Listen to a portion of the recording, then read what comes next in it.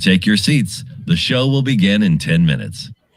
Come on down to Jimmy Sports Lounge. Come on down tonight. Come on. Come on down to Jimmy Sports Lounge. Everything gonna be all right. Come on down to Jimmy Sports Lounge. Come on down today. Come on down to Jimmy Sports Lounge. It's a great place to stay.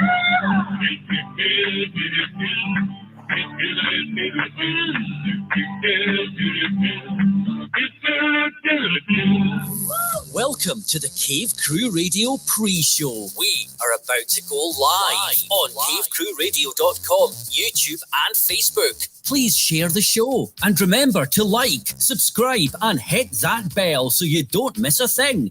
And please leave us your comments too. Get ready. It's going to be another big show with all the latest hot topics, pop culture and weird news. Ladies and gentlemen, and I use that term loosely, here are your hosts, DK and the Big B. Well, thank you for joining us tonight, ladies and gentlemen, here on the pre-show. And the main event, sure to follow. Take a look at the poster. We got some big things coming up tonight. I am DK. I'm live in my cave. I got Big B here with me on the pre-show. Hi there. Hey, before we get to anything, it appears that we're going to get some summer weather right until November, I hear, up here in southern Ontario, Canada. And that is shocking because generally by now it's snowing. Not here. You're mistaken. You're thinking of southern Ontario, where the French couple lives, Amanda and Jason. Wait, I thought you rarely get snow here. Aren't you south of them? I'm south of them, exactly. Right. So if they're in southern Ontario, so are you. Are you not? Am I not mocking them? Oh, I don't know. Western Ontario. Windsor, Ontario is actually parallel to some point in California. That's how far south I am. I'm south of fucking Detroit, Michigan. I'm below the United States. I've managed to sneak into Uranus somehow. Jason thinks it's southern. It's northeastern Ontario. Okay, that's why it always snows. It always rains. It's cold. How many hours drive is it from you to them? Probably 9. Oh, wow. Okay. Yeah. I literally thought like you guys were like an hour, 2 hours away from each other. No, they're basically in Quebec. They're very close to Ottawa. I'm closer to Toronto. Okay. Yeah. They're basically like when they say they're going to Quebec, they're not taking a 10-hour drive. They're 45 minutes away. Oh. And when they cross the border into the States at Cornwall they're going right on to 3. They're about a 5.5-hour drive from, well, maybe not that long, maybe about a 3.5-hour drive from Lake Placid. So that's how far they're coming down the state. All I know is that one of the Highway Towing Canada shows is always near Cornwall, and it's always like 10 feet of snow, and everybody's stuck on the highway. Whatever highway's over the Highway 4 or whatever it is. Yeah, 401. 401. Okay. So the Highway 401, everybody gets stuck on. Nobody can drive apparently up there, and like all the tow trucks have to tow people out of being stuck on the 401, always by Cornwall. So I'm thoroughly surprised I have not seen Jason Scott or Amanda on that show. No, I'm surprised too.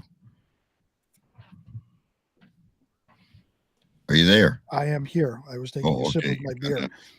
No, I'm surprised too. I'm answering a text at the same time. Thank God it's the pre-show. Oh, what are you doing? Just give me 2 seconds. So, while you're texting, for those that don't know, we have another show every Monday. Every Monday evening at 7 p.m. Eastern Time, strictly dealing with hockey. It's called Pucks and Pints. You can find us on pucksandpintsradio.com, Pucks and Pints Radio on Facebook and YouTube, and all the other fun places you can catch Cave Crew. You can also catch Pucks and Pints. And if you're interested in hockey. And here's the thing I don't get. I put this post out for Pucks and Pints, and maybe cave dwellers, you want to get in on this. All you got to do, and I posted it in the Cave Crew page as well, all you got to do is subscribe. It doesn't cost any money. You hit the subscribe button on the YouTube to help Pucks and Pints get their title like we did, right? Like we have a lot more subscribers than they do. You subscribe to us, do me that simple little favor. You never have to watch again. I'm going to put your name in for a t-shirt. Ooh, look at that. Like nobody, it's not a scam. I'm not a telemarketer. Speaking of which, we may get to that later. Oh, I forgot all about that. I'm going to have to pull that up too. We may have to get to that later. All the shit that's been going on. Do you actually think someone's going to listen? There's a lot going on. So you think someone's going to answer that call? Oh, for sure. Oh, really? See, I think so. I think when you return the call, we'll find out. I got to find that number. Yeah. I have it. I can forward it to you again.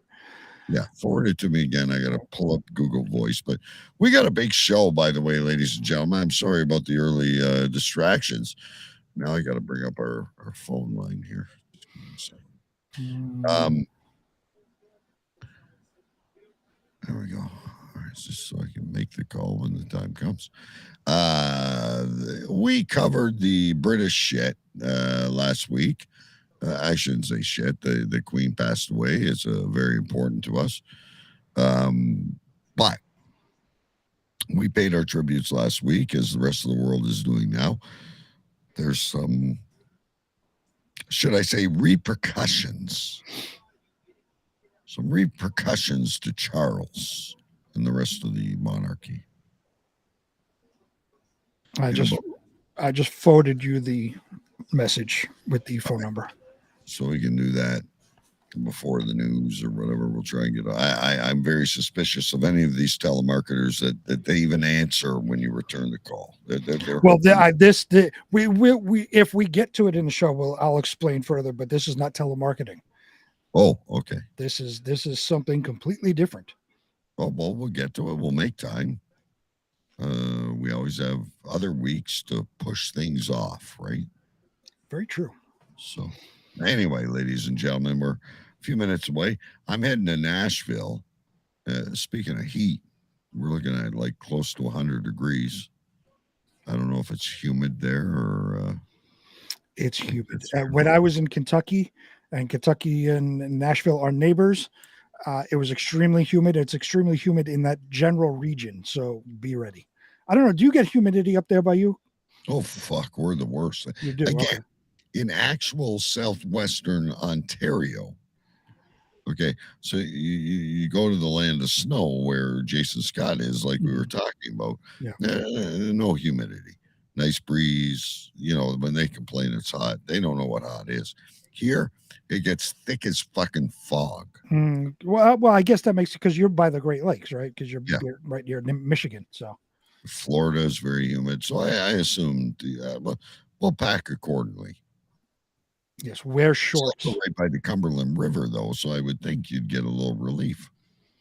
Water, a bit of a breeze. Yeah, but I mean, you're landlocked. It's not like you're on a coast anywhere. You're not anywhere near a major body of water. Right. So you're kind of landlocked. Just be ready for mosquitoes and wear baggy clothes. In Tennessee. Huh? I don't think they have mosquitoes in Tennessee. They have mosquitoes everywhere. Okay. They have mosquitoes in Arizona. It's a desert. They have mosquitoes. Oh. Learn something new every day, kids. There you go. That's what this show's for. This show's for people to learn something new every single week. Every single day. And anyway, I'm going to remove the clock. It is almost that time. Ladies and gentlemen, tell your friends. Share the show. If anyone's there at Jimmy's, turn up the big screen. We have some big stuff coming up on Cave Crew Radio. I just got to start the radio, start the podcast, and we're going to go live. Air traffic control, bring in New York. Roger that. Bring in Canada. 10-4. Gentlemen, we have liftoff. The show is about to start. We have liftoff. In 3, 2, 1. Warning, Will Robinson. This program contains bad words. Use caution. If easily offended, Enter at your own risk. This is Radio.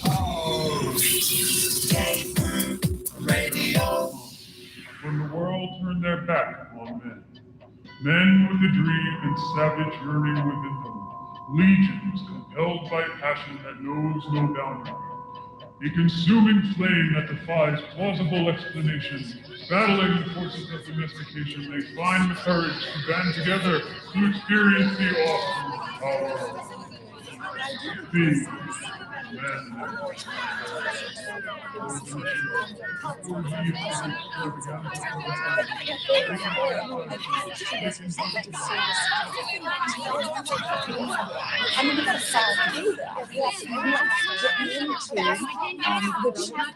I say this with all due respect. Shut up! Shut up! Shut up! Shut up!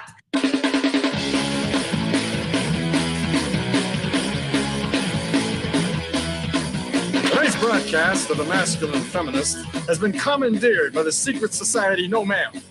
Gotta go to a place like a shot and a beer, steak, man. Saying we can stop, get pancakes, and then we'll get laid, all right? Why do you drink ice cold beer on hot day? Mr. Clavin, what else are you gonna do with it? To alcohol, the cause of and solution to all of life's problems. The Yankees are champions of baseball. It's a power, one goal.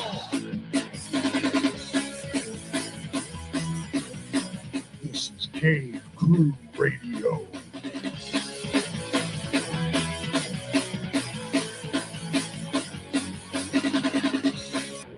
Indeed, it is Cave Crew Radio, ladies and gentlemen. Welcome to the show.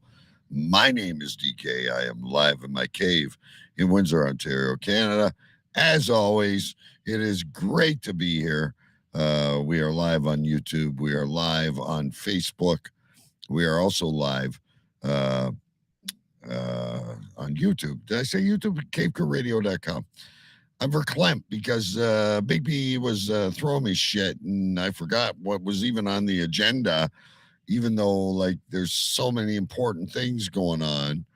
I'm so excited. We are also on Power FM in LA, ladies and gentlemen, and the Stand Up Comedy Network as of last week.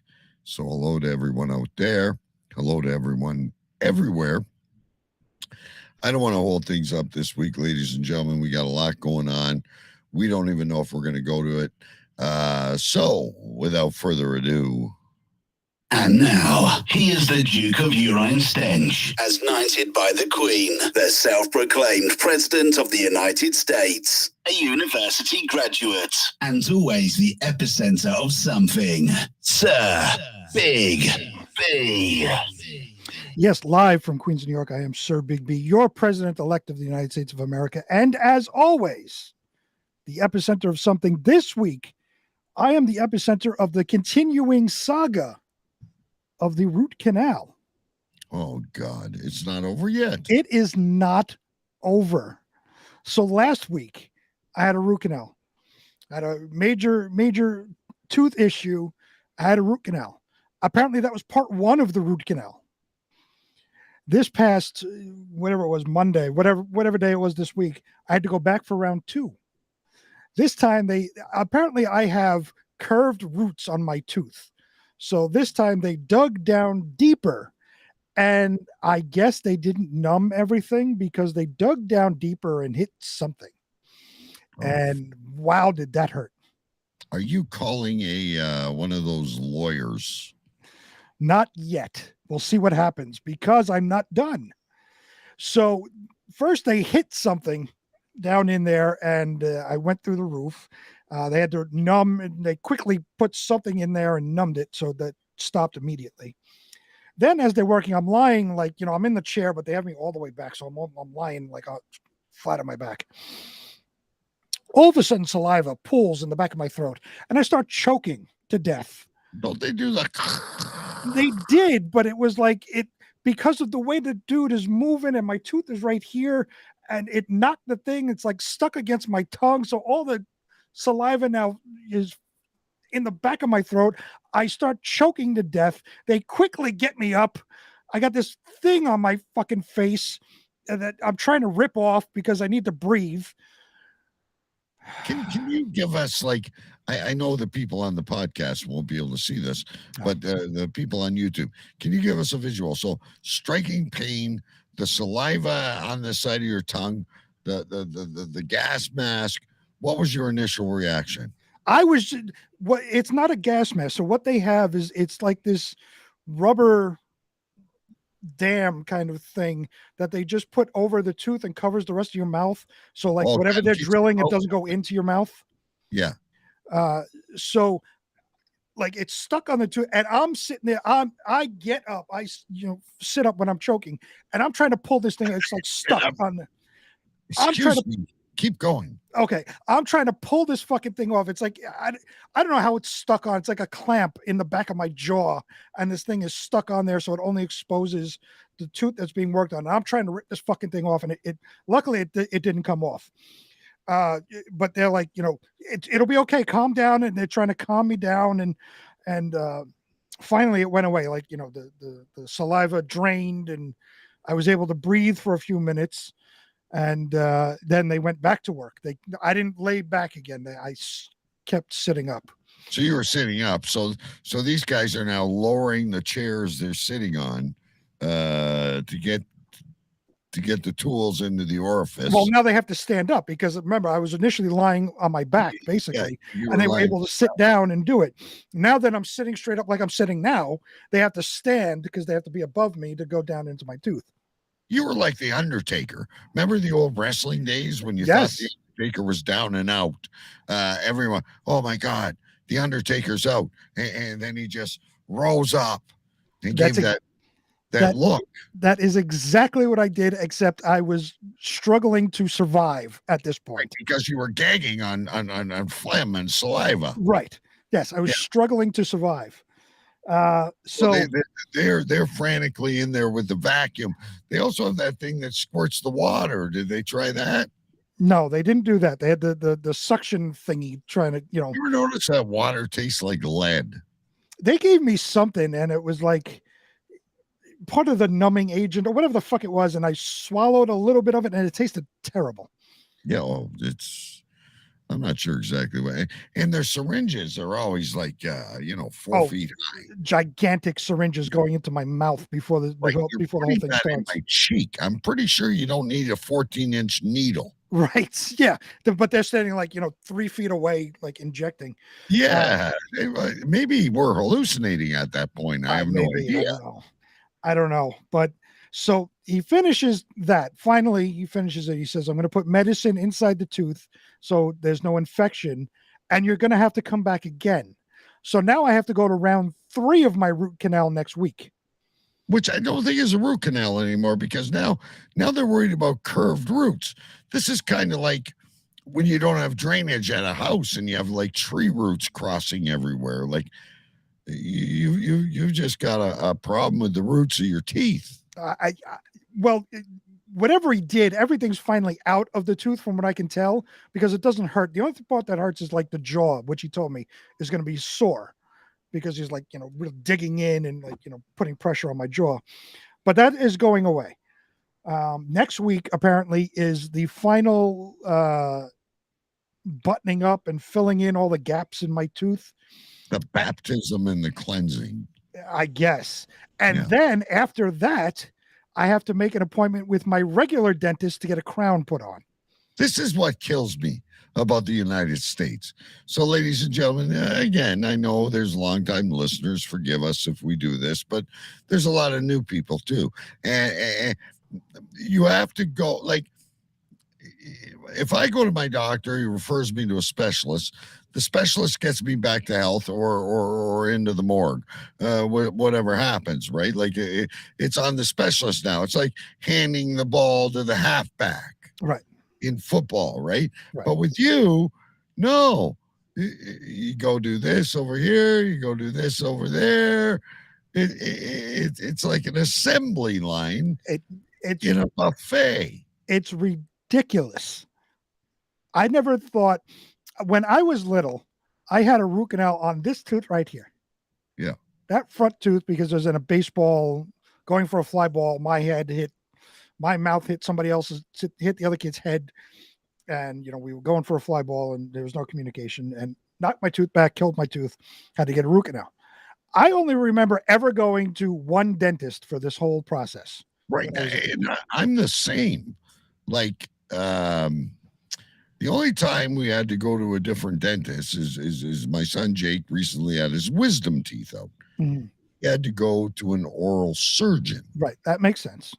And then the follow-up was still with the oral surgeon, though. Mm-hmm. Like, so it's almost like Duck, Duck, Goose, right? Like, tag, you're it. Right. That's the way I'm going through. And I don't know if I told you last week. If I did, I'll reiterate it again. The guy who's doing my root canal, when he first examined me, he said there may be cracks in the tooth. We have to see. If there is, the tooth may have to be pulled. And I told him, I said, all right, if you have to pull the tooth, just do it. I just don't want to be in pain anymore. He goes, oh, no. I only do root canals. You would have to go to somebody else to get your tooth pulled. You have to go to Dr. Svinsky for that one. Like, you got to be fucking kidding me. I hear you. It's terrible. And they always say, for us, they're like, if you're on a trip and you get sick and you got insurance, get medical care in the States because it's so much better. Mm-hmm. But now I'm beginning to question that because, one guy, I get it. The general dentist he's a general dentist. He's there to clean, x-ray, maybe floss. He sends you to a specialist. How the fuck is there a guy who specializes in university at pulling out teeth? I have no clue. I would think going to major in orthodontistry. I would think that if you can do a root canal, pulling a tooth would be a hell of a lot easier. Fuck, I'll do it for you. I'll get a pair of pliers. I'll put them in the barbecue, make sure they're sterile. Can I tell you, that day before I got my first round of root canal and I was in so much pain, I was calling various dentists to try to take me. I contemplated figuring out how to pull the tooth out myself. I was in so much pain, but eventually I found the guy, obviously. I'm very interested to hear the end of the saga of the curved roots. Next week I have an appointment. Then I have to make an appointment the following week after that to get my crown put on. So this is at least 2 more weeks, maybe more. I don't know. I want to talk about root canals, though, just briefly on the subject. We have benefits through my work. Mm-hmm. And actually, my son went last night, had some general thing done, and your claim has been submitted. My wife went over her yearly thing, and I had to go into this other spending account to compensate. Like, holy fuck, this dental shit. We should all just eat that wet dog food. He of course went over my insurance when I first went to make sure he was covered, or I was covered. And he said, "Oh, your insurance covers 90% of the thing." I said, "Okay, that's fine." He says, "Okay, so give me you're gonna owe me like $95, whatever it is." So apparently he's charging just about $1,000 to do this. Yes, but he can't complete the whole job. No, he's charging $1,000, but can't do the entire job. All right. I can build you a car, but I can't give you tires. You will not have doors on the vehicle. Yeah. There's going to be a little piece missing because my brother Saul, my cousin Saul over there across the street, I got to deal with him. I owe him a long time. I fucked his wife and got all shit. You know what? I'm not a window guy, so I'll give you the car. You're not going to have a windshield or side windows. Right. All right. Before we get into our most major thing, I think you're going to be really excited about this because you're kind of like me. You know how I am. It's not really an epicenter, ladies and gentlemen. I'm not going to eat them on air. I'm not going to crunch because I've already tried them. But did you guys even know this fucking existed? There is, for a limited time, KFC fucking Ruffles. So if anybody that knows me knows I'm the one, when no one's looking, starts to take little pieces of skin when I'm full. And there was that one place we reported about in South America or something that had the actual, you could buy like a bowl of KFC skin. And I was like, this is fucking dynamite. Is it good? You've had it? Is it good? They're not absolute, but it's the best chips I've had in a long time. This is a small bag because I went to my local, I don't want to call him a dealer, but my local corner store, and he was sold out of the big ones. So tomorrow I got like a lot of errands to do before my trip. Right. I'm going to stop at every corner store and I will have every bag of these fucking KFC. I'll send some to you, Big B. Please. I got to like get it in a bubble wrap so they don't get crunched along the way or something. But I'm going to send you some. And the first person that emails me at cavecrewradio@gmail.com, I will also send you a bag. Nice. Now I have a question really quick on that bag. There's a KFC / PFK or whatever it says. What does that mean? Oh, because again, remember we were talking about, hang on, I'll bring it up here for you. So again, that must be the symbol that Jason and Amanda talk in that fucking stupid language. Notice underneath here, it also explains things. It's French. This Poulet Requet Original. Yeah. No one speaks a fucking language. They're fucking. If you don't know what KFC is in English, fuck off.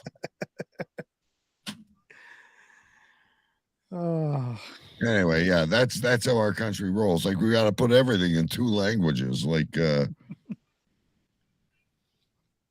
anyway, very nice. I can't wait to see if we get them here, if we can try them. Yeah, if you don't, I will send you some because honest to God, folks, I am so crazy about the skin on KFC. Like I don't think their fries are that good. They're all right. The gravy's good. The coleslaw is good, but the skin on the, I mean, chicken is chicken, right? You take a piece of chicken, you put it on the barbecue, or you fry it, whatever you do, it's chicken.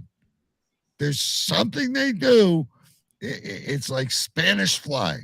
It's those 11 herbs and spices. And if you go long way back, long way, you know how much I love that shit. Eats the skin off. But it's enough to make my toes tingle. He eats the skin of the leftover chicken. He'll eat the skin and then leave the rest of the chicken in the box. Yeah, when I'm full from eating, from eating the chicken, right? So I'm just honest about it, like maybe you're the person that when your wife is making a chocolate cake, you like to put your finger in, and they're different people have different things. Mashed potatoes are ready at Thanksgiving. You dip your finger in and dip it in the gravy. I don't know what your thing is. I have a weakness. Oh, we have a drink. We have a drink in a special cup. Okay. Oh, another special cup. Oh, wait a minute. We got. Oh, this is like steampunk. Look at this. Look at this thing.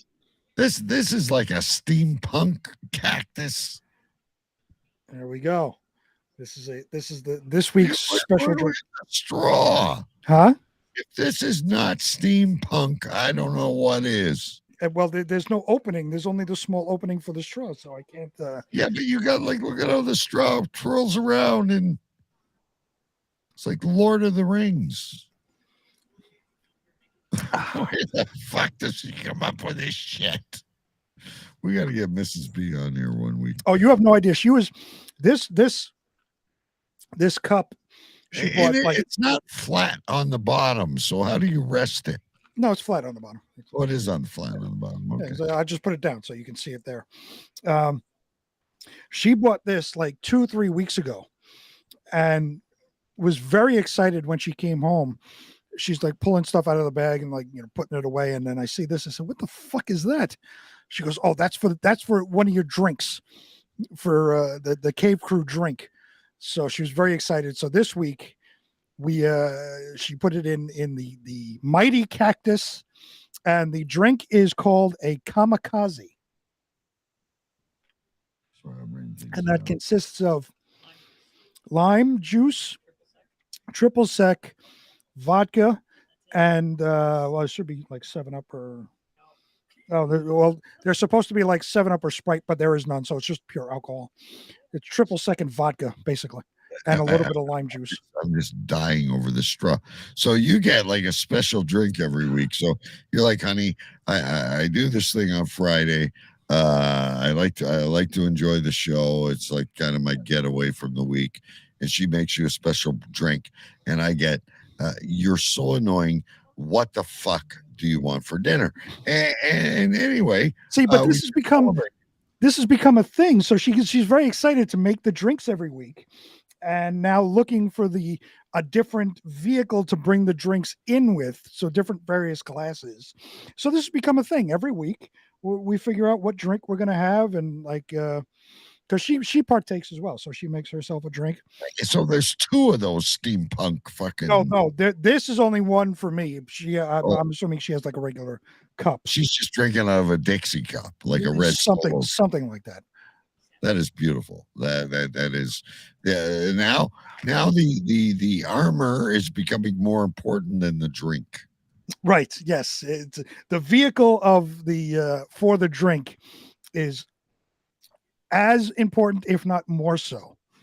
What I'm concerned about is that she's starting to omit the mix, and we still have a lot of shit to get to.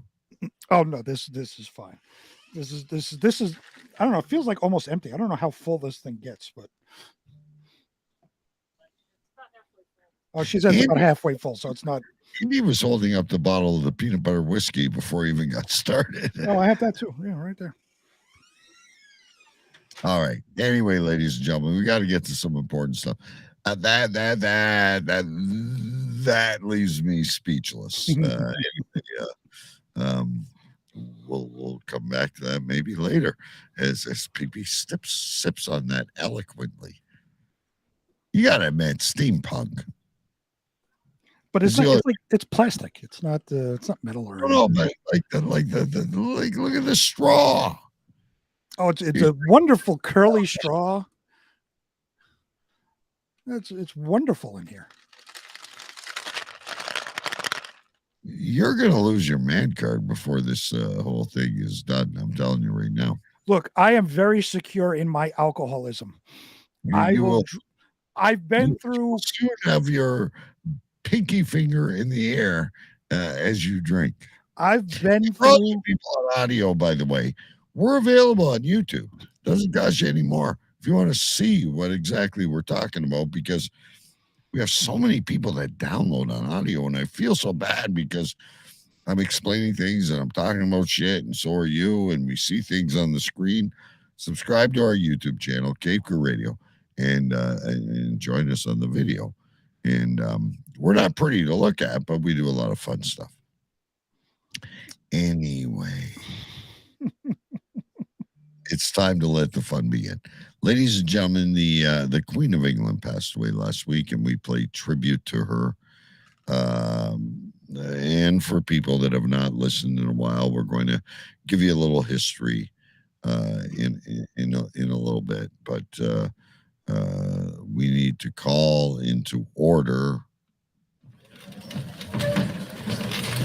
Hear ye, the highest court of Urine Stench Alley is now in session. All rise for the highest authority of the court, as knighted by Her Majesty the Queen. Calling Sir Bigby. Calling Sir Bigby. Calling Sir Bigby.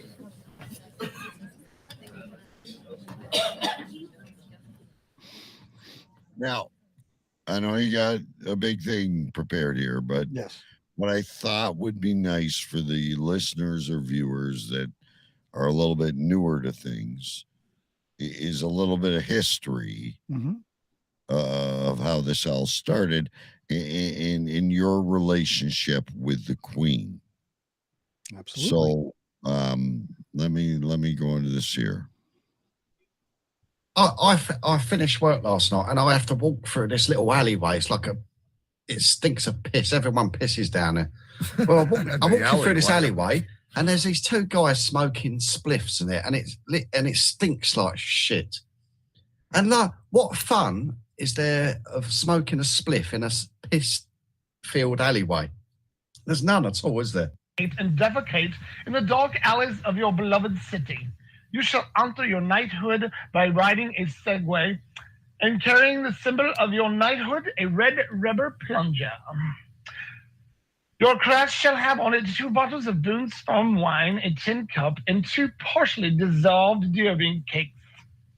Your subjects will address you as Sir Bigby or Bitch, get out of my face. You shall carry on the honor of Alley Knight until the day your body is laid to rest. Your epitaph will read, "Here lies Bigby, the keeper of the alleys of P. He protected and served the stinking rotten bums and pubs. His deeds shall not be forgotten, even as the garbage lay rotten. He was a great man.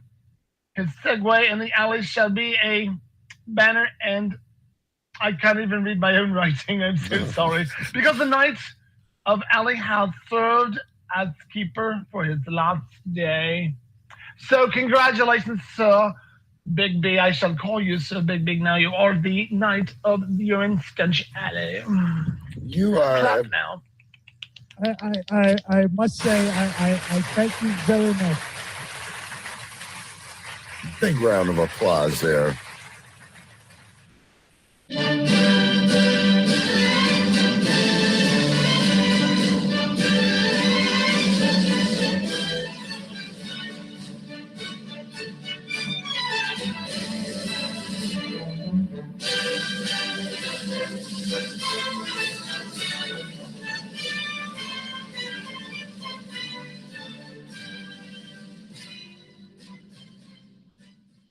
So there you go, ladies and gentlemen.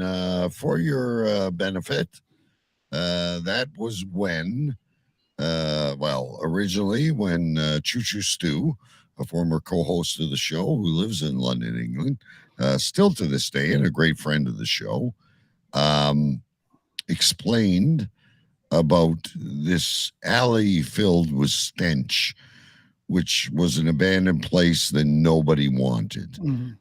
Bigby at the time was completely against the United Kingdom, the Commonwealth, the monarchy. He hated it. He couldn't stand it. But then the Queen herself, God rest her soul, came on this show and knighted Sir Bigby as the Duke of Urine Stench Alley, and it's grown since there, as you will hear. I now turn it over to you, Your Honor, Sir Bigby, for your commencement. Thank you, ladies and gentlemen. September 2017 was a very important time in the annals of history. After months of hostility between myself and the royal family, the Queen of England extended the olive branch of peace. Meant to be a shining example of hope for the rest of the world, the Queen knighted me and named me Duke of Urine Stench Alley. Over the next 5 years, Urine Stench Alley grew and began to thrive under my leadership with the guidance of the Queen. Ultimately, we had populated the island nation of Stenchlandia. When the Queen passed, we hoped to continue the amicable relationship with King Charles III. Unfortunately, that has not been the case. In fact, we have been shunned, leaving the settlement of Urine Stench Alley in flux. These circumstances have led me to declare Stenchlandia a sovereign, free nation of which I will be the king. My first act as king of Stenchlandia is to declare September 23rd as Stenchlandia Independence Day. There will be no Cave Crew Radio show that day, as the entire kingdom will be celebrating. In closing, my fellow Stenchlandians, these are exciting times. It is up to us, you and me, to forge our way and create our own history for the generations of Stenchlandians to come. Thank you very much.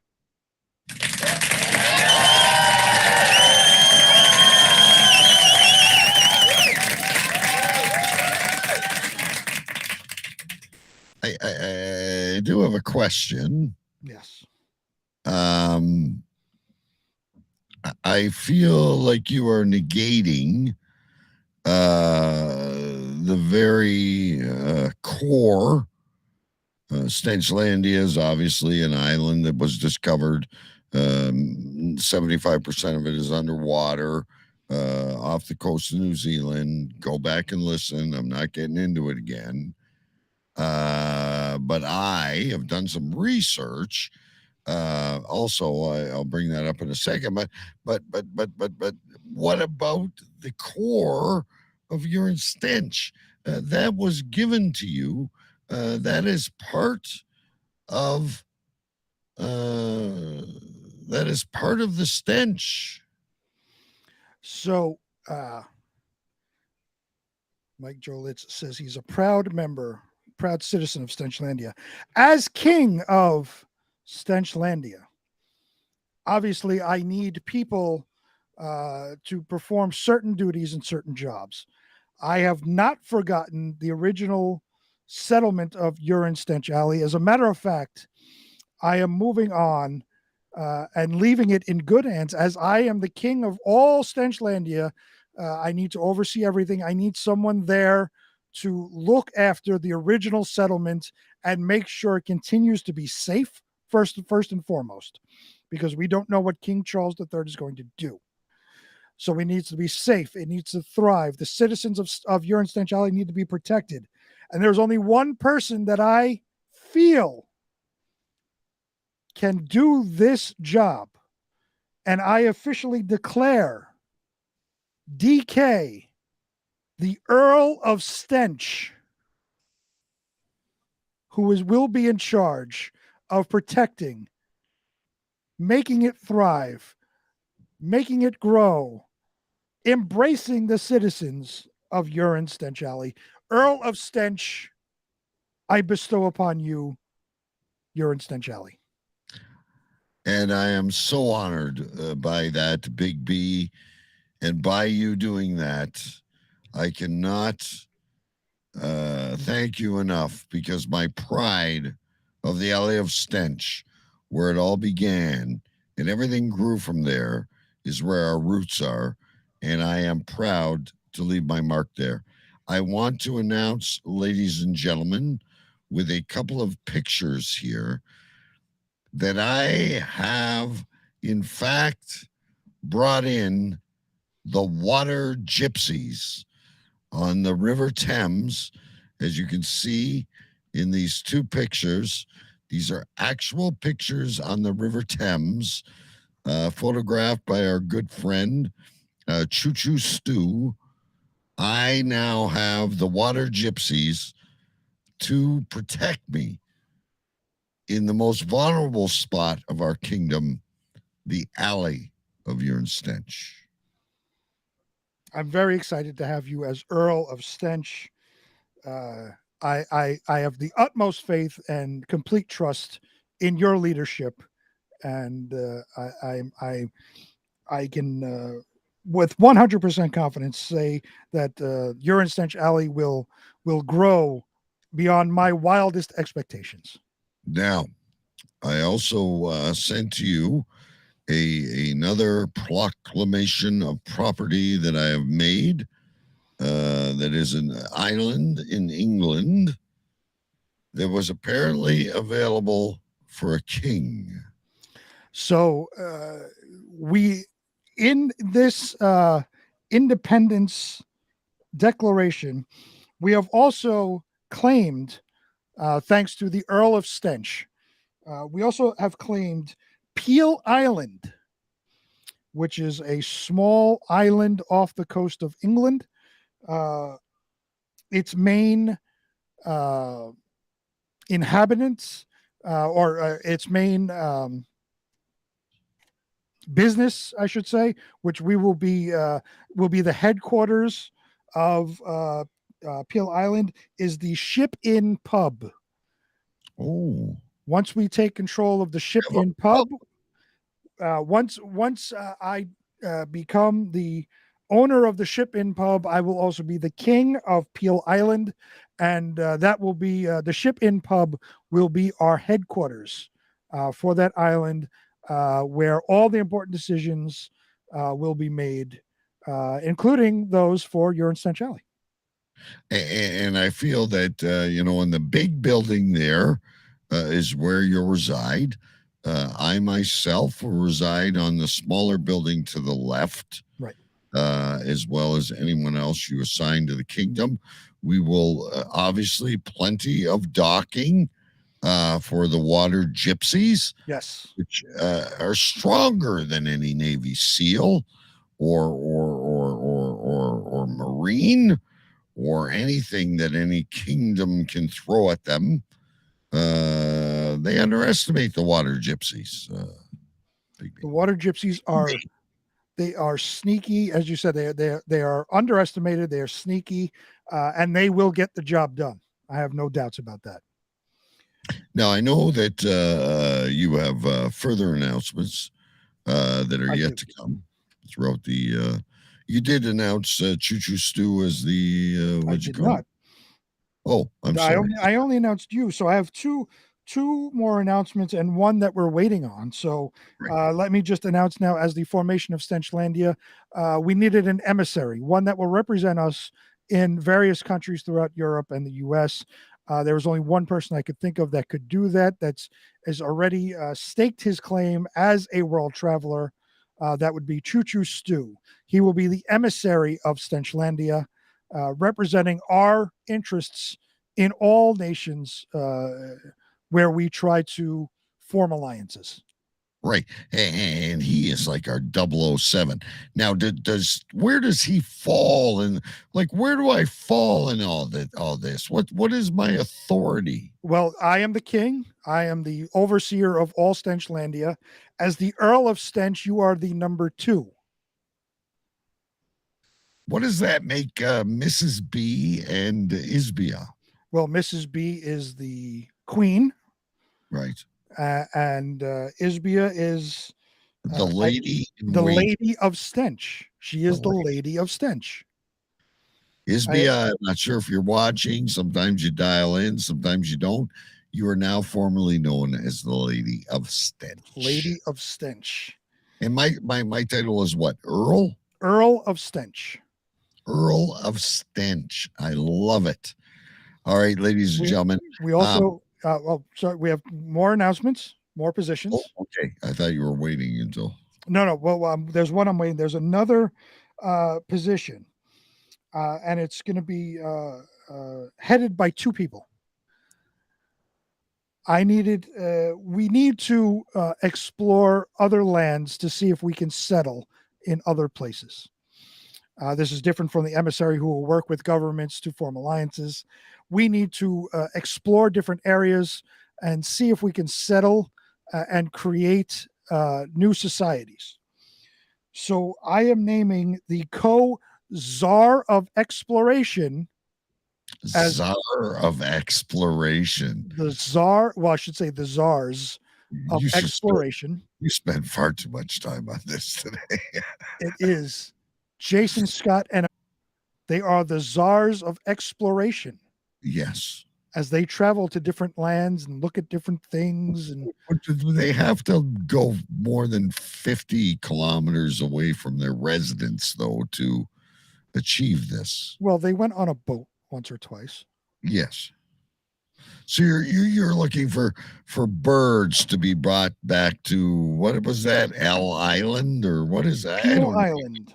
Yeah, you're gonna have to give me some notes over. So over to Peel Island, you're looking for some Canadian birds, maybe some Canadian geese, and we're gonna breed new things, and it's almost gonna be Noah's Ark in the middle of nowhere. Something like that, yes. So right, they will be our czars of exploration. And one other position that we are waiting for, and I put out last week, we are currently without a berserker. We are looking for people to step up and submit applications for berserker. I have sent out a specific invite to a person that I have not yet heard back from. Well, listen, this is a lot for me to absorb. I've made some notes. I still can't remember. Eel Island, is it? Peel Island, Piel. Like you're peeling an apple. Yes. Peel apple. Okay, I'll try to remember that. The kingdom is extending so much. I can't even wrap my head around it, ladies and gentlemen. But I need a break. I need like 3-4 minutes to absorb all this, and then we'll come back and go where we have to go. First and foremost, though, ladies and gentlemen, I do want to announce that Big B announced that September 23rd would forever be a national holiday since he has proclaimed himself as king. If you're just joining us now, there will be no show next Friday. You know us. We look forward to the show. We love to do it with you. Hopefully the 23rd will not fall on a Friday anytime while we're still broadcasting. But next week, there will be no show in honor of the new king of Stenchlandia. But other than that, Big B, I think it's a good time to go to Mike Jolitz Reads the News. I got a lot to like fucking digest here. And you just went on a rampage, and I'm sure you need to drink out of that fucking chalice you got. That fucking golden cactus. Anyway, ladies and gentlemen, a good friend of the show is Mike Jolitz. He's awesome. He's one of the best in the world, and we're so grateful to have him with us. It's time now, ladies and gentlemen, for Mike Reads the News. And now, Cave Crew Radio presents Mike Reads the News with Mike Jolitz.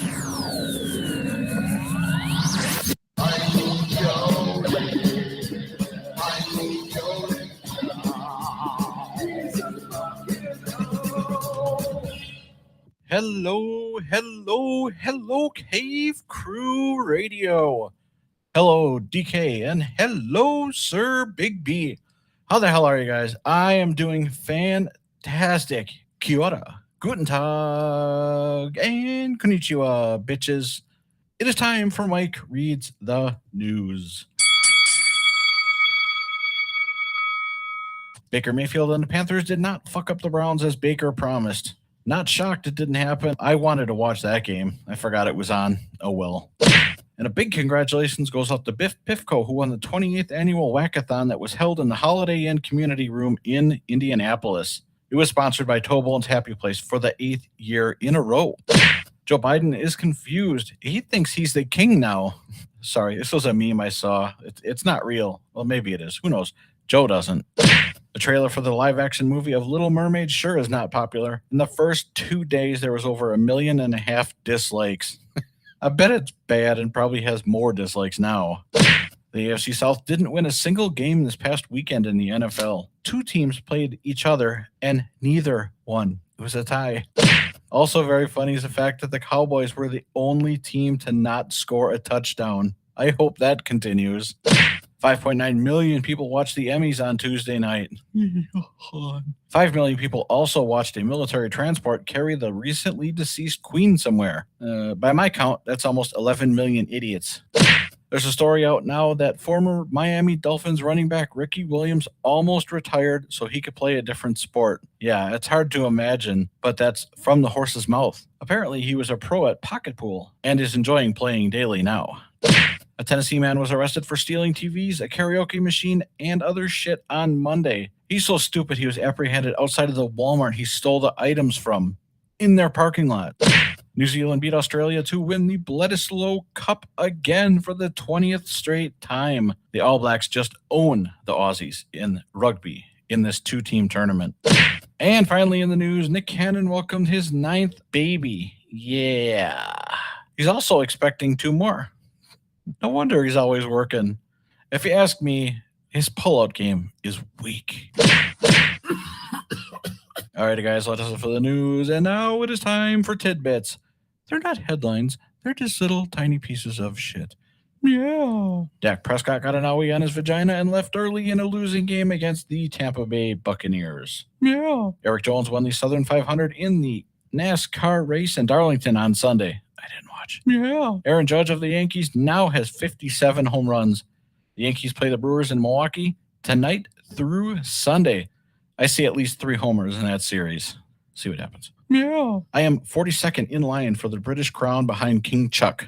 Yeah. The Canadian women's hockey team won the IIHF Women's World Championship last weekend. Congratulations. Yeah. I accept the position of berserker for Stenchlandia DK and Sir Big B. Gladly will take that position. Yeah. And finally, in tidbits, Don Lemon is losing his primetime show on CNN. That's a shame. Yeah. Alrighty, guys, so that does it for this. Mike reads the news. Hope you guys have a good show. Tschüss, ciao, and auf Wiedersehen. Later, bye-bye.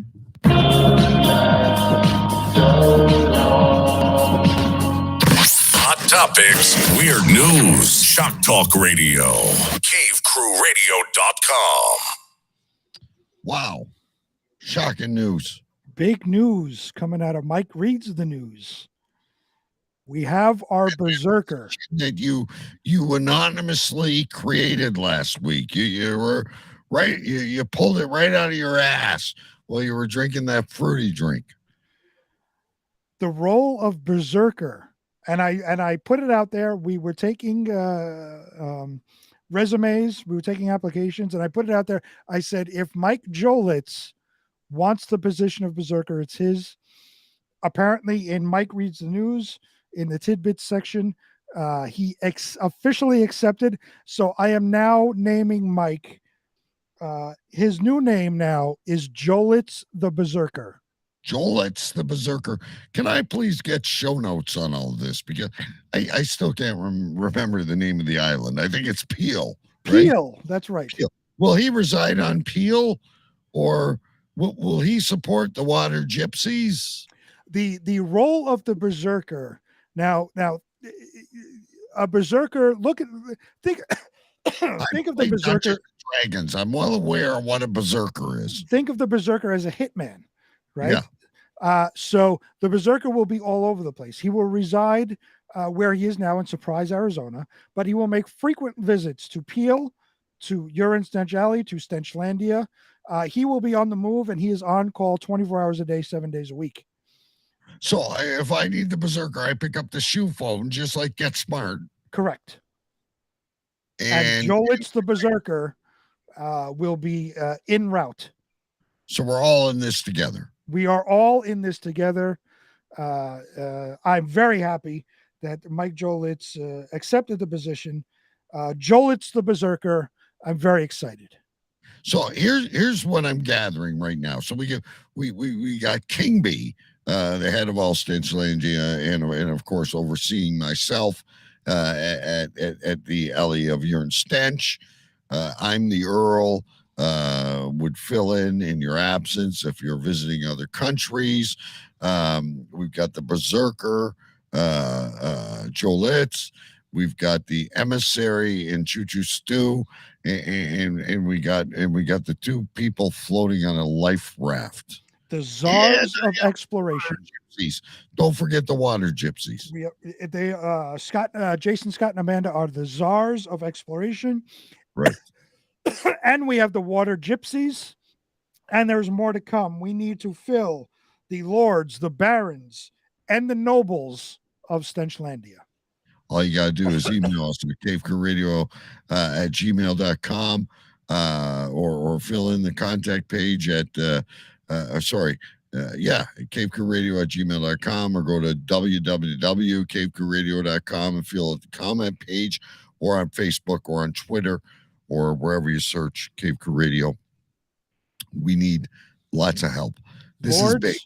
Lords, barons. We're watching Russia fail right now against the Ukraine, right? Like they're wearing out. They thought it was an easy win. They thought they were going to go into the Ukraine and take over, and now the Ukraine's pushing back, which gives us some hope, right? Like, and we don't want to conquer the world. No, we just want our space. We would have been fine if King Charles III would have recognized us and continued the amicable relationship we had. Everything would have been fine. We wouldn't even be in this position right now. But the disrespect that he showed us has led us to this point we are in now. Right. Which is not war, ladies and gentlemen, just sovereignty. We are a peaceful community. The water gypsies have not exited those trailers I posted earlier. They're sitting on the River Thames. They're cooking their whitefish.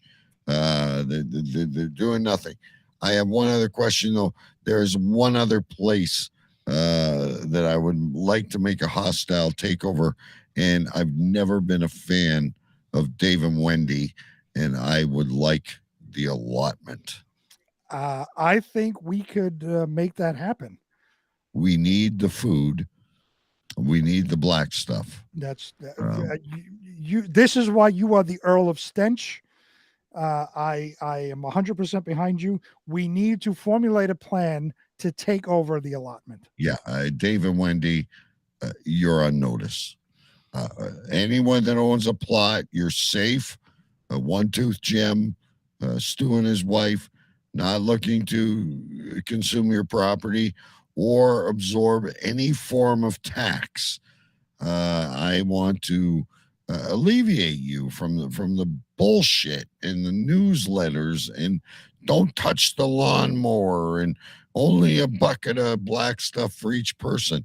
I want to alleviate you of this, and I would hope you would support me in my movement towards taking Dave and Wendy out. And I don't mean that literally.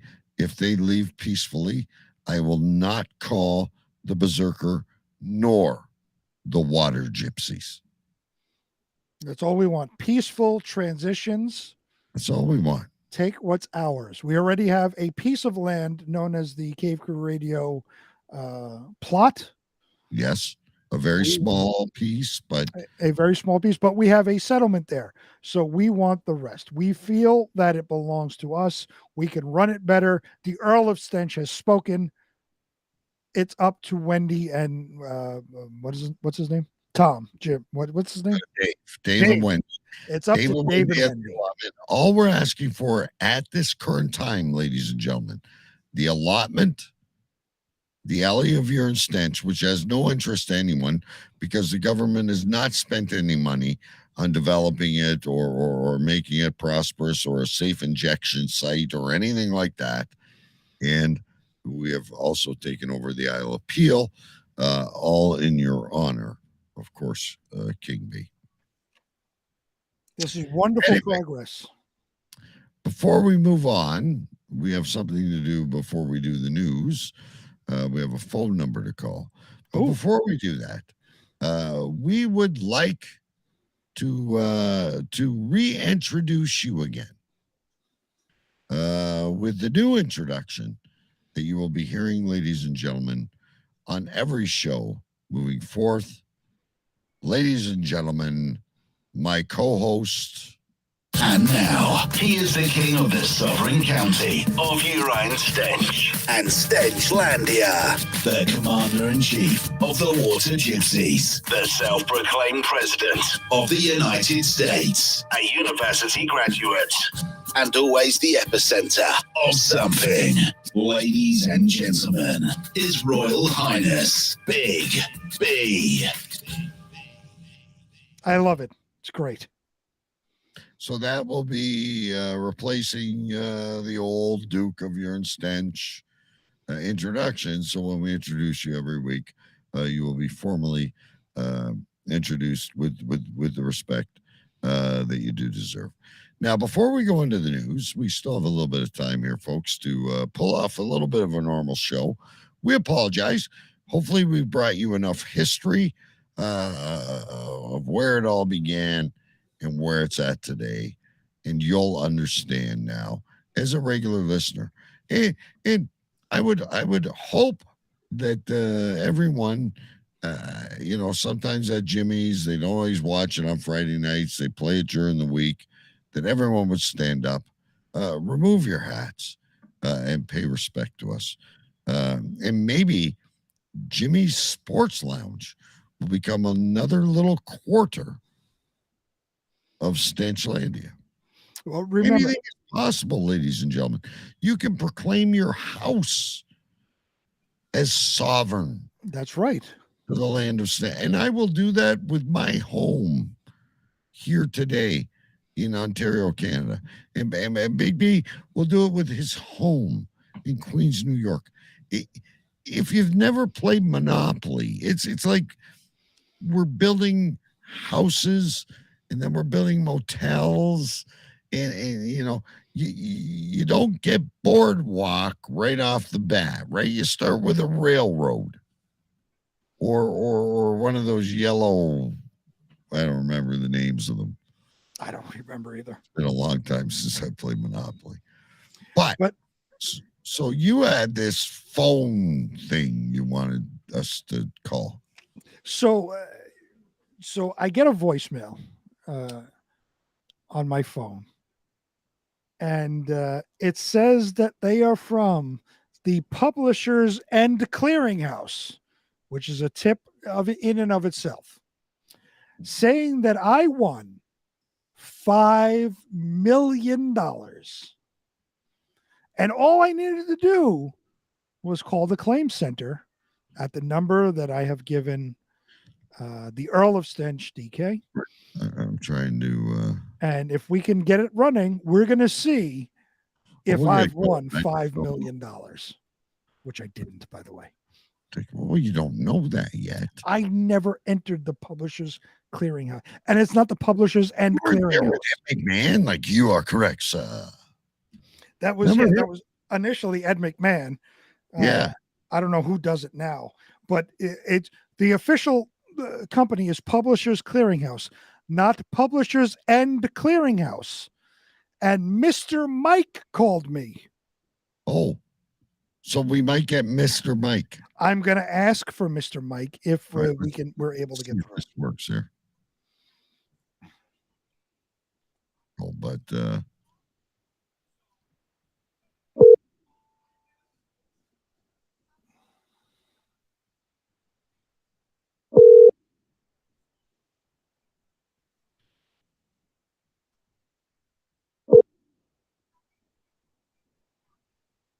I didn't think he'd answer. It's weird. That's a weird ring. Wait, what did it say? I can't hear it. Hello, Mr. Mike. You have informed us that we have won a substantial amount of money. If you could please call us back at this number. Unfortunately, we are only available on Fridays from 8 p.m. Eastern until 9:30 p.m. Eastern. But we are willing to do whatever it is to accept this amount of money. So please do call us back. We'll see. Maybe they'll call us back. I couldn't. All I heard was it ring a little bit, and then I didn't hear anything. You heard it. You heard it pick up. The message you have reached is. Oh, I didn't. I didn't hear that at all. Interesting. Okay. So, Mr. Mike in India or wherever he is, yeah, you are now a target of the water gypsies. It's a shame. I was hoping to talk to. I told you they wouldn't answer. It's like those. I get those calls all the time, and you know they want me to let me into your computer or give me your social. Right, see, we were talking about this. That it's not a telemarketer; it's a phishing scam. Right, and you are well aware of that because that's what you do for a living. Of course, and that's why I sent it to you. I said we have to call this on Friday. I knew, obviously, I didn't enter any contest. 2, they said the name wrong. So I know if I call and I speak to somebody, they're going to ask me for my bank account information so they can wire me the money. And they're also going to ask me to give them a certain sum of money to cover the transfer costs. And the Berserker is ready at your service. I'm fantastic. I'm so excited that Mike Jolitz has accepted the position of Berserker. Before we go into this Berserker thing, though, there's kind of 2 things I want to bring up really quick, and we'll get into the news that we were supposed to do like last week or 2 weeks ago. I remember getting those like manila envelopes, right? Like from Ed McMahon, directly from Ed McMahon with the golden ticket. Right. And you know, you subscribe to this magazine and you get 10 more chances and this and that. Yeah. But do you also remember that music club that I think we all owe money to, but I think Columbia House. Yeah, where you get the 12 free cassettes. 12 CDs for a penny. Oh, see, it wasn't CDs when I was around. It was cassette tapes. Oh, well, yeah, no, I did. I had the cassettes, and then they transferred over to CDs. And it was like 12 or whatever the number was for a penny. And then you had to buy a certain amount during the year at regular price. I remember those little magazines coming, right? Like, oh, yeah. They were the size of a Reader's Digest. The magazines would come, and then you go, okay. And in those days, there wasn't the internet and all these tracking devices, and they go away. And then you'd see the coupon in the TV guide or wherever it was, and you'd take another 12. I'm pretty sure 60% of my collection was from Harmony House. Columbia House, sorry. Yeah, no, I would sit there. I remember I took advantage of it more than 4 times. I remember sitting there and you'd check each little box of what CD you wanted. Right. And you'd go down, check, and then you'd fold it up and put it in the prepaid postage envelope and send it off. And 6 to 8 weeks later, you would get your CDs in the mail. And again, ladies and gentlemen, I know there's probably like maybe 3 years between us, but I'm talking cassettes. Oh, I did cassette. Believe me, I did cassettes too, but the latest ones I did was CDs. That's why I just say CDs. Yeah, see, I wasn't. I gave up on it by the time the CDs came around. But I remember too. I'd sit there because you had the whole magazine, right? You're picking your 12. Yep. And the first time you do it, it's like, fuck, I want both these fucking. Oh, you would go there. You'd pick out 35 that you wanted, but you could only get 12. So you'd have to sit there and start debating. All right, do I want this one or do I want that one? Which one will I listen to more? I think that was the beginning of the downfall of mental health. That was a serious decision that we had to make way back in the early 90s. Yeah, that and those monkeys that come in the bag and you open them up and put them in water. Remember them? The barrel of monkeys, yes. No, not the barrel of monkeys. Remember those monkeys that came in a little bag? They were in the comic books and sea monkeys or whatever. Oh, sea monkeys. That's right. Okay, yeah, sea monkeys. Got it. Okay. There was those, and then there was like that huge crate of plastic soldiers. Oh, the plastic soldiers. Everybody had the plastic soldiers. Like all that. My younger son has a not as big as we had when we were kids, but a smaller scaled down version of plastic soldiers like that. Those things are, but Columbia House. I agree. I remember sitting there with that little booklet, and I really like that band. Now I'm down to 8. Yep. Oh yeah. Right, and you had to choose, and then once you figured the whole thing out, you realized you could do it like 15 times if you changed your name, because there was no internet or any of that None shit whatsoever. Told them I should be buying about 40 cassettes. But remember, you know what? I really fucking feel guilty about it now. Is there like a charity I can give to on that behalf? Yes, I'll give you my account number when we get off air. You can send it to me and we'll be square. I remember when you went through that booklet and you had to check the boxes. Remember, first you did it in pencil, because if you did it in pen, that was set in stone. Right. You were going to get that one. So you did it in pencil and then would erase what you had to. Right. You'd be like, yeah, I really like put another dime in the jukebox, baby, but it's only one song. Right. Yeah, I don't need Joan Jett's greatest hits. All right, let me erase that. It was, and that was the days when I was like playing around radio before there was any internet to play from, and I'd like have this little cassette deck on my stereo with my mic going through it, and I'd pretend, and I'd put in the different cassettes and play music and pretend I was a DJ. And look at me now. I did this when I was a kid. I didn't have a microphone. So when I was a kid back in the 80s, I had one of those little radios with the one giant speaker on the side. So what I would do was take out the antenna. You remember though, they had antennas, the silver and pull out antennas. So I would take out the antenna and move that like towards my face and pretend that was a microphone. And I would start introductions of songs and then tune the actual radio to whatever station that was playing a song at the time, and just say, and here is Kaja Gugu, Too Shy, and play that, and I would record that. Now, did you ever lick a 9-volt battery? I did put it on my tongue, yeah, for sure. Everybody did. Who didn't? Well, the kids of today probably haven't, but anyway, I throw that in there. All right, folks, let's do a couple of news stories. It's been a great show so far tonight. Let's keep it rolling. I don't even know what the news stories are, but we're gonna do it. I gotta find it. Now it's time for the news with our senior correspondent, the Big B. I need help. What's the first story? The Blue Jays. Blue Jays? Yeah. I don't even have that one. Remember, I said we're doing the stories that we were going to do last week, plus Florida this week. Let me go into my stories of the week and see if I have the Blue Jays. This was the Blue Jays game. Yeah, I don't even have a picture of that. But anyway.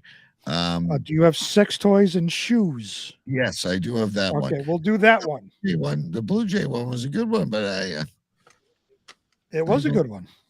I don't remember you writing it down. I can find it, but anyway, here we go. Sex toys and shoes. Okay, the first story of the night comes from that liberal piece of shit, the Huffington Post. Headline reads, defective sex toys are being recycled into fashionable shoes. Sex toys and shoes? Try sex toys in shoes. This is wonderful. A little streetwear label has partnered with a giant in the adult toy industry to create a shoe derived in part from unused defective amusements that come off the manufacturing line as misfits. Looking a lot like Merrell's popular Hydro Mock or Yeezy's foam runners, Plastic Soul is about 15% sex toy. The rest is non-bleached EVA, a petroleum-based foam that's difficult to recycle. The shoe is a brainchild of David Teitelbaum, founder of Rose in Good Faith, and Chad Braverman, chief operating officer for Doc Johnson, the adult toy company his father founded in 1976. It's good to know the adult toy company is a family industry. Thing, then. This is like real shit. It's a family-run industry. What do you want to be when you grow up, son? Well, I want to make dildos look just like Dad. More than 2 years in the making, Plastic Soul has yet to create a buzz of a Yeezy or the kicks of other titans in sneaker culture, and it doesn't particularly live up to its own marketing hype as a major sustainable option, but the two Los Angeles businessmen are proud nonetheless. Personally, I love shoes, so it was a cool product, a really interesting way to get Doc Johnson on board with something that I would never, ever do. Braverman Do you said. realize how big Doc Johnson is? No, I don't. I really don't. That's like a big shoe manufacturer.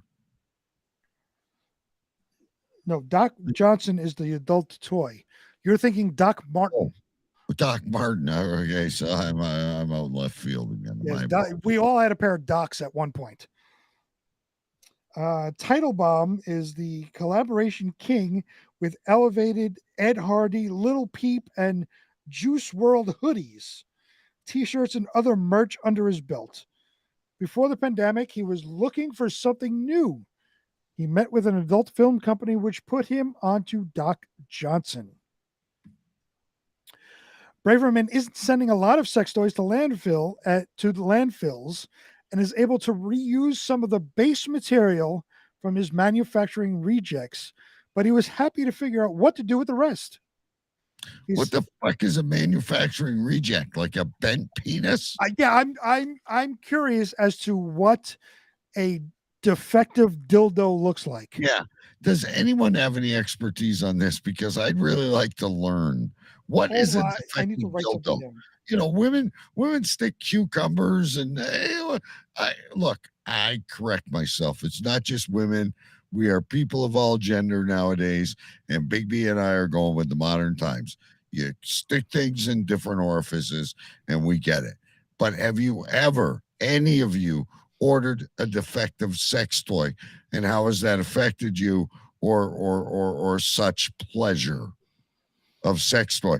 Because same as I have not raped, I have also not used sex toy. I don't know about you, Vicky, but I have not. I've never consumed a defective butt plug, or anything else that's available on the market. So if any of you can inform me what exactly constitutes a defective sex toy that would need to be destroyed and made into Crocs, please inform me. As I was reading the story, I was wondering the same thing myself. What constitutes a defective sex toy? Right. Like, can you imagine? Like, I'm not an expert on this. I'm just using my imagination. So give me some credit.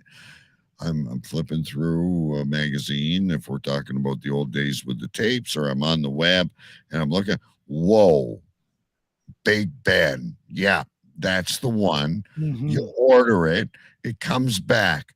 Is there anyone that sends these things back as defective? Like, who the fuck does that? It didn't buzz at 100 RPM like you said it was going to. I want a refund or a credit. What do they offer? Do they offer a refund or just an exchange? I don't know. Do you have store credit? Yeah. On sextoys.com? Yeah. Like I just can't imagine. Oh yeah, hubby's not home or wife's not home. I don't want to say it's always the women. And you open it up and you peel off the bubble wrap or whatever, and you look at it and you go, oh, that's not what I was expecting. That's defective. There's a pit hole in the penis. I think it has a artificial sexual disease. It's not supposed to be shaped in the Z. Yeah. How exactly am I supposed to insert that? It's not the way I remember when Mom gave me a suppository.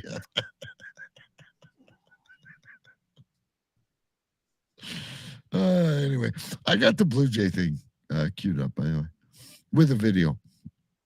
Okay, yeah. so we can do that after. Defective sex toys. Do you have any more on this? It goes on, but we can skip it. Yeah, I think we've touched on this enough. Ladies and gentlemen, if you're sick enough to order, I'm not saying you're sick. If you're horny enough to order a sex toy, don't worry about the shoes. There's lots of shoes. Just suck it up and embrace the experience of the defective sex toy. Just love it for what it is. Like, remember Rudolph? It's like the Island of Lost Toys. Island of Lost Toys. That's right. Yeah, remember that?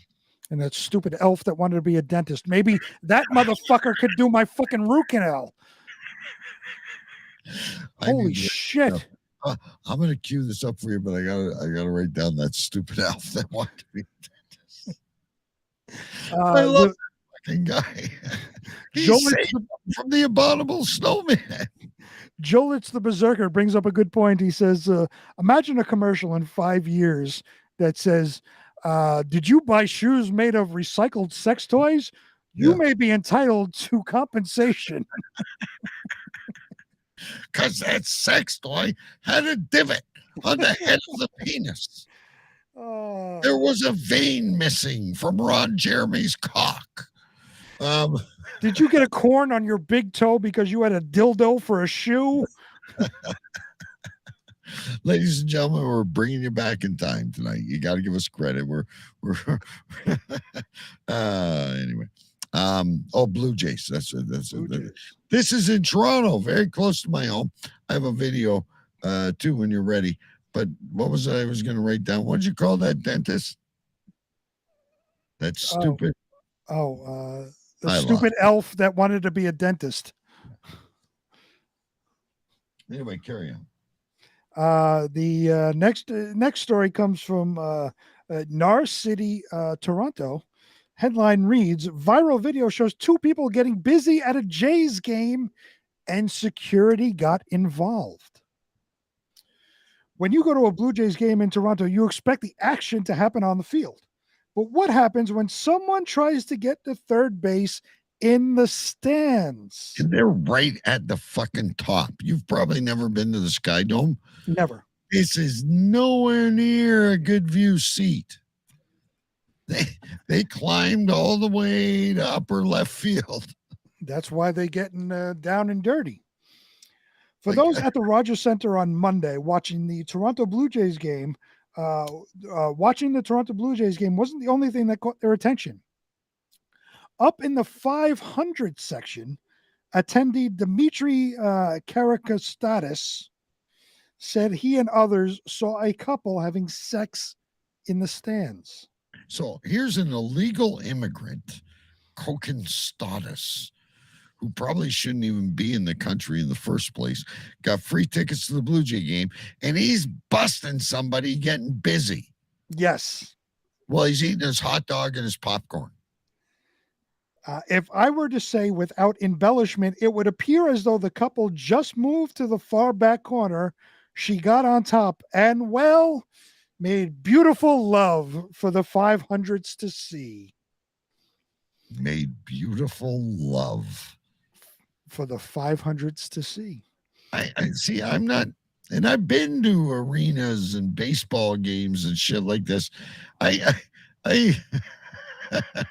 and wait a minute. Remember this story Mike Jones did? And drinking his beer through while watching stadium. While watching the sex, he was drinking his beer through a hot dog. Yeah, or to quote, as you said, beautiful love. Made beautiful love. Okay. Even though the couple were hidden away as best as possible, Dimitri said it wasn't a jam-packed game, so it was pretty easy to see the only couple in the back, coupled with everyone turning around in unison. Well, that must have been awkward. She must have been fucking screaming, because I don't know how good your eyes are, but if I'm on like first row on third base, I can't see top row. Neither can I. Video footage shows security walking up to the steps and making their way to the couple, but Karakastakis said security was cracking up as well. Excuse me, could you disengage from your intercourse? You're at a public event. 6Buzz posted another video on Twitter on Monday evening showing two people speaking to security while a whole bunch of Jays fans watched from afar. Did they put her on the Jumbotron? It doesn't say that, but what it does say is what's even funnier than the video are the comments. One person commented, 3 strokes and you're out. 10 seconds to love. Another one said, looks like the Blue Jays weren't the only ones who came from behind that night. Good one. Another jokester tweeted, they were allowed to, finish, right? And someone responded with, if not, he has a bad case of Blue Jay balls. Oh, the blue balls. The worst. All right, I got a video here for you. Please. Let's see if it works. Hopefully it doesn't have audio so it doesn't echo, but let's. Hey guys, Blue Jay Games fans video goes viral on Twitter. Blue Jay Games fans caught. Toronto Blue Jay Games couple caught while having fun in back row. Blue Jay fans escorted out of game after that by cop. Video posted by Block 2 shows a woman on the top of a man clearly not paying attention to the game against the Cubs at the Rogers Center. The Toronto couple is not the first to find a different way to enjoy MLB games. Previously, Auckland Stadium couple video on Twitter goes viral as well. Thanks for watching this video. Okay. First of all, who the fuck? You should not be a broadcaster. Can I just say that was Mr. Mike from the Publishers and Clearinghouse who said I won $5 million. Is that the same guy? I believe so. He kept it making, as you can see, I used my drone to get a close-up. She doesn't have her panties on, and she's horse riding the guy. This is not the first time that I have spotted this using Google Earth. Jolitz the Berserker is asking if they were on Kiss Cam. Yeah, I had that one up there. They might have been. I'm wondering the same thing. I never, I've been to Blue Jay games. I've been to Leaf games. I've been to Red Wing games. I've been to Lion games. I've been to a lot of games. I see some wasted people make some funny shit, but I've never seen people having sex. All right, you got, well, depending on how long it is, you probably got one more story. I hope it's the psychiatric ward. You want to do the psychiatric one? We can. Well, whichever one you want. You got the pilots. You got the. Which one do you like? We got the pilots. We got the bad dream. The psychiatric one and the one that chopped off his penis. Yeah, the bad dream. I say we do that one. The bad dream? Yes. All right, you got it.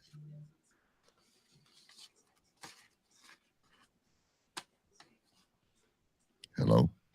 I am here. I'm just getting to it. Okay. The final regular story before we get to Florida comes from Newsweek. The headline reads, "Man chopped off his own penis while dreaming about slaughtering a goat."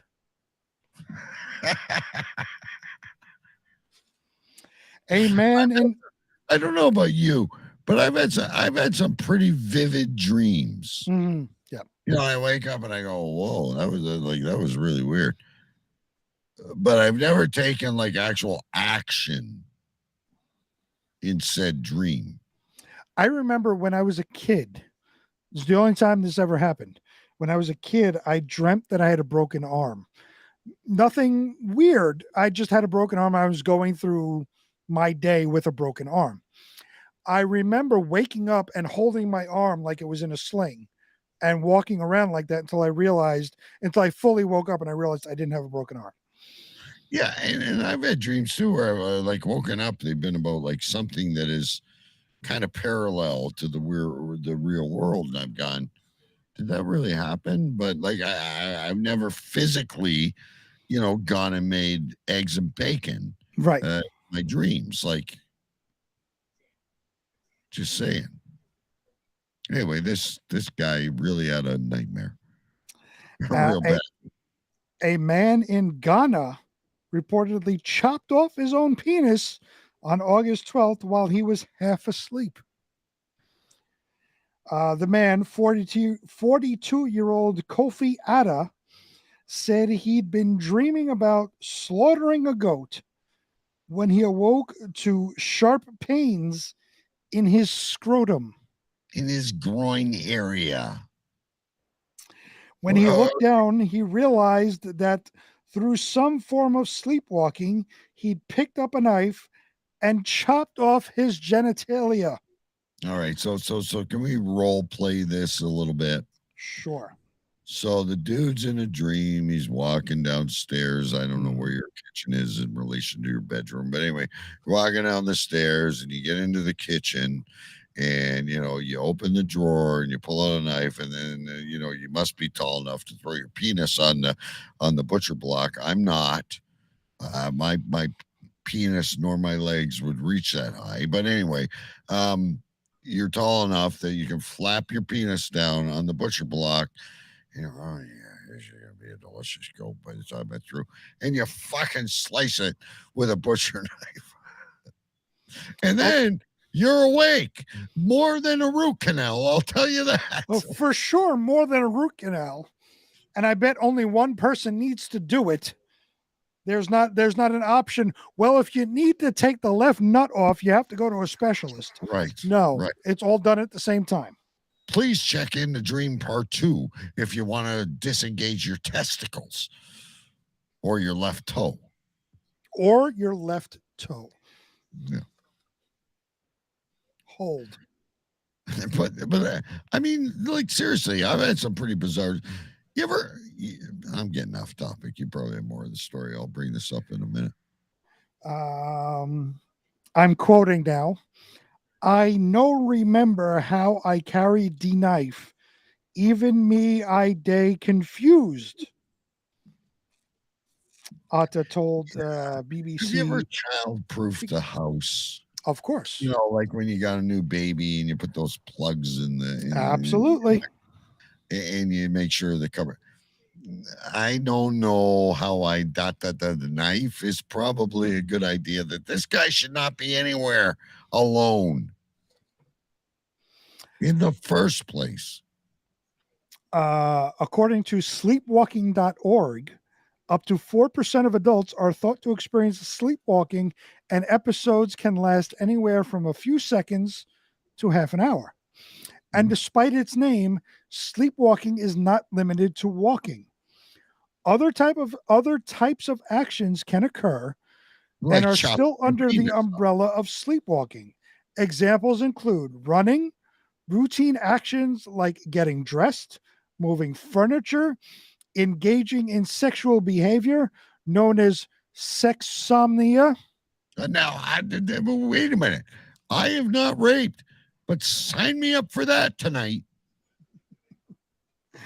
Oh, fuck. You people are full of shit if you wouldn't want to experience that.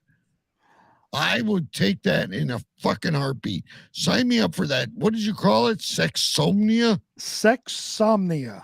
Yeah, I'll take it. Or what urinating. Window? Like, what exactly are you fucking? It just says engaging in sexual behavior. So whatever it is, if you have a stuffed animal, your pillow, your mattress. I don't know. I volunteer. You can't go to jail for that. Just You leave a little cannot. stain. The wife will clean it up. Just tell her to get some Shelp and spray it. Maybe a little. Or urinating in inappropriate places. I did have a friend once that woke up in the middle of the night. We were camping like years ago when we were kids, and he was like peeing in the corner of the tent. Well, And I there you had go. a lounge chair. So what is that called? Because I have witnessed that. It doesn't say what it's called. It just says it's possible. Well, The American Academies of Sleep Medicine also found that 58% of sleepwalkers have experienced violent behavior during an episode, including 17% who experienced at least one episode involving injuries to the sleepwalker or bed partner that required medical care. Could you imagine being the bed partner? That's worse than sleep paralysis. That's terrible. You're like snoring away. I'm like imagining I'm sleeping beside the wife tonight. It's bad enough the dog walks over me or something, but like I'm sleeping and all of a sudden like there's a fucking butter knife on my neck or something. I don't think your wife would be sleepwalking. I think that would just be on purpose. Yeah, probably. Like, that show sucked. You're dead, motherfucker. What do you mean I'm the lady of stench? What does that mean? For this reason, Dr. Yves Devolier, director of the sleep lab at Guy de Caulec Hospital in Montpellier, France, told AASM that the consequences and dangers of sleepwalking episodes should not be ignored. Ada's wife, Adwoa Kanadu. Yeah, what did she think of all this? Now she's not getting any. She wasn't at home at the time of his accident, so the neighbors called her on Ada's behalf. Did you know that your husband just cut his penis off? Sorry to bother you. Sorry to bother you, ma'am. I'm just going to my house. I'm bringing in the groceries. I just wanted to let you know that your husband just cut his penis off. Well, it says Kanadu received a distressed call from a neighbor explaining that her husband was bleeding profusely as he cut his manhood with a sharp knife. So let's go back to the story. And I'm sorry, Big B, we're not going to get to Florida or anything else because we're moving on in time, and I'm really going to have to pee while I'm awake.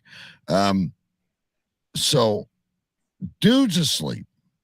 Wife's not home. It's not telling us what time it is, but I'm thinking the wife is running around somewhere because he's probably sleeping because it's late at night. But again, I'm just surmising, ladies and gentlemen. So dude wakes up. He's tall enough, throws his meat down on the butcher block, right? Grabs a knife out while he's still sleeping, cuts his penis off. Ouch. Goes running out the door. And who are the ones that get to be victimized by all this? The neighbors. The neighbors. They see him running around without a penis, shooting blood out his urinary tract. Well, guess what happens when his wife comes home? It's in a village in Ghana where they live in straw huts, right? Well, we will now going to find out what his wife did when she got home. I can't wait. Kanadu rushed home and found her husband sitting on a chamber pot full of, this is like 1493. They have a chamber pot. Sitting on a chamber pot full of blood. Maybe I can drink the blood that's draining out of my penis right now. He's sitting on a chamber pot full of blood with his penis in his hand. Look what I found. To prevent Ada from losing his manhood, Kanadu handed her husband a diaper and then took him to a nearby hospital for treatment. According to multiple reports, Ada suffered I just know this is going to have a happy ending. Better than John Bobbitt. This is going to have a happy ending. According to multiple reports, Ada suffered critical injuries from the accident, but they are not thought to be life-threatening. He is currently raising funds to receive surgery at the Komafo Onkayo Teaching Hospital in Ghana. He's going to a hospital where students are. He's going to a teaching hospital to get his dick reattached. Right. But my question is, while they're raising funds, what do they do? Embalm his cock or deep freeze it? Like, that was the end of the story. How are we preserving said chopped off penis? That is the end of the story, so I have no idea. But he is currently waiting for surgery from a teaching hospital.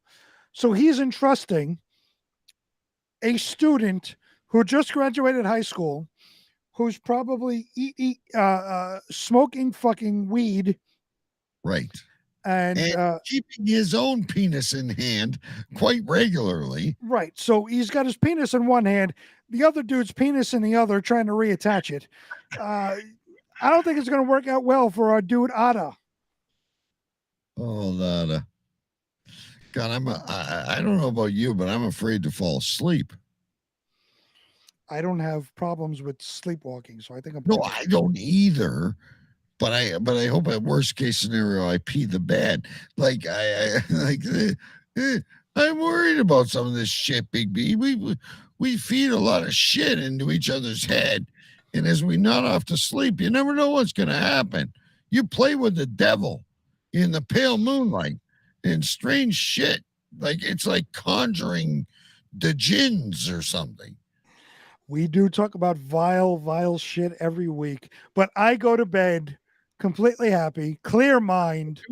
I'm fine. I know, but I'm just afraid on the off night, I might not dream, a normal dream. I'll be like, okay, we talked about this thing, and heaven forbid I'm putting all the fucking knives tonight in the safe. I'm gonna throw them all in the backyard. But as I said, I'm not tall enough, nor is it big enough to lay on said butcher block. There you go. All right, we got no time. We're running over as it is. I gotta pee. You gotta pee. Great show. Lots of information for people to absorb. I don't know if I have a show note here or not. I wrote down a few things. I wrote down I have curved roots. I do. This may be a good show note. Just visualizing this. I sit up, but I'm choking. When you showed me the drink, I wrote down a steampunk cactus. Yeah, well, there you go. I can't remember where this is from, but I also wrote down an olive branch of peace. Oh, that was my speech. For Mike Jolitz, I just remember saying it's such a cool name. Biffco. Biffco. I have no idea who that is. I gotta Google it. And again, too long to be a show title, but just beautiful. That stupid elf that wanted to be a dentist. That piece of fucking shit. So I'm quite sure I won't have a show name out of this. I'm pretty sure you wrote down 5. You are 100% correct. Hey, give me a minute. All right, fire them away. Hopefully you got a good show name, because I didn't. I have 2 similar names, but one I think surpasses the other as a show name, so I'll save that to the end. First off, I have Defective Dildo. Oh, good one.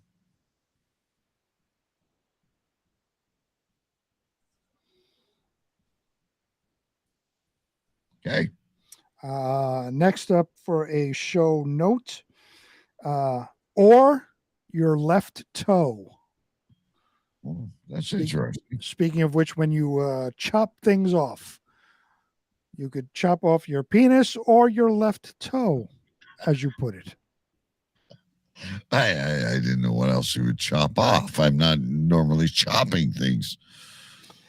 Next up, as you have not raped, you have also not used sex toys.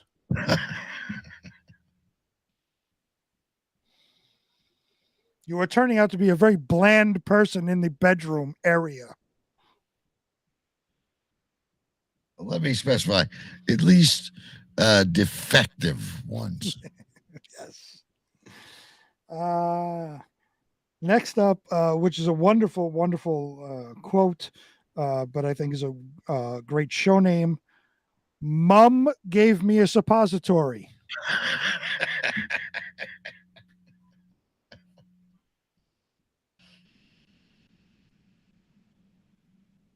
Yeah.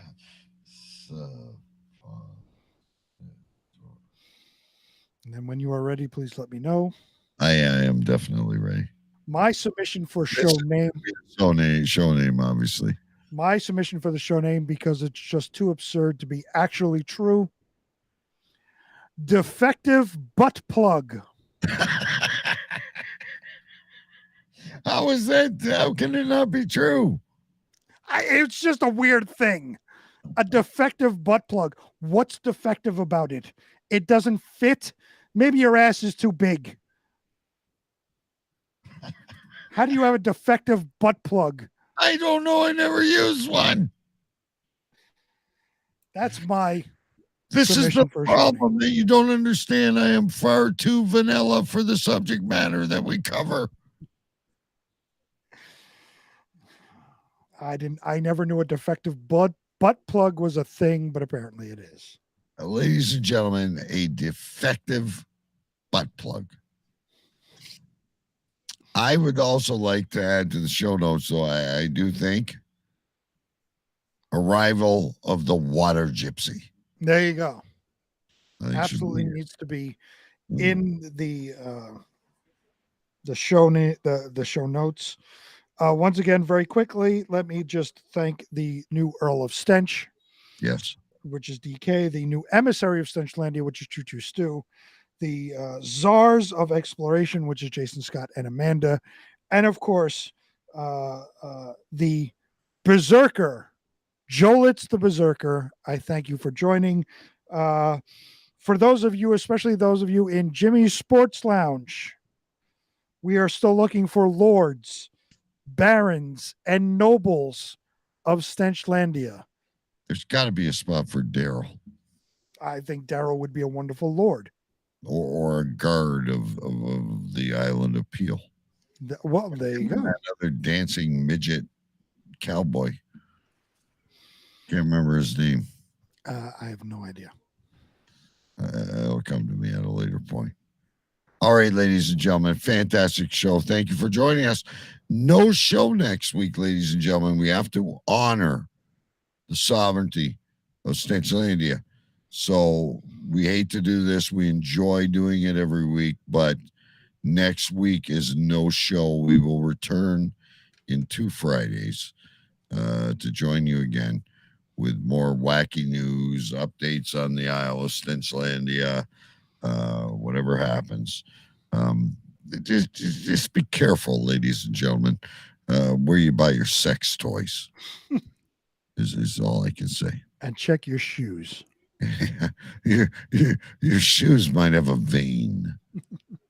All right, later. I want you to pack up and get out. Get the hell out of here! Go. Just go. Get out. Get the hell out. That will conclude this evening's entertainment. Follow us on Facebook, Instagram, TikTok, Twitter, and YouTube. Search Cave Crew Radio. Shut up! Shut up! Shut up! And yes, together we will make America great again.